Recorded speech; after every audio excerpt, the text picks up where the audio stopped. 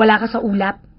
Eh, ano ngayon kung ilusyonada siya? Kayo kaya magkaroon ng evil stepmother at evil stepsister? Ito, ito lang. Ikaw makasarili ka talaga. Inuuna mo pa yung kabaklaan mo. Sige na, Becky.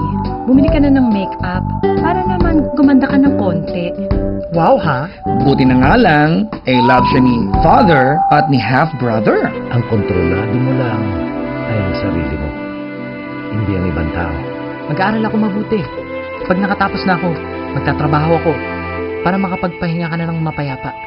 Sabi nga sa Ingles, may rest in peace. Pinatay pa ako nito. Last din siya with super friends na nandyan through thick and thin. Wala ng trabaho, wala ka ng kaligayahan. Di ba may kasabihan tayo? All works, no play. Make Jane the love of Tarzan.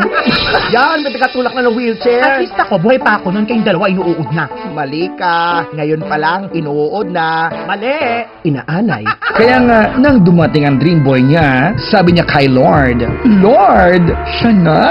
Ano talaga sa'yo, Becky? Ikaw na nga ang kauna-unahan taong nagpakita ng ganito sa akin. Hindi ko nga alam kung ba't ginagawa mo to sa akin. Pero siyempre, hindi maiiwasang may May burawan. matris ako. Ikaw, anong meron ka?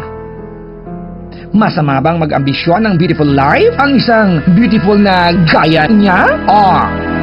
Wala ko kontra! May regalo sa atin ng Viva Films sa kanilang ika-32 anibersaryo. Noong unang panahon, umayos ka.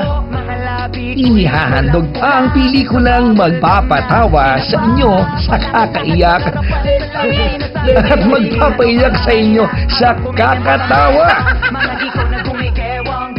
Ang kwento ng taong ang tanging gusto ay magmahal Ano gusto mo? Ikaw. at magkaroon ng sariling pamilya. Alam ko naman gutom kayo. Pagtsagaan mo muna to, nak.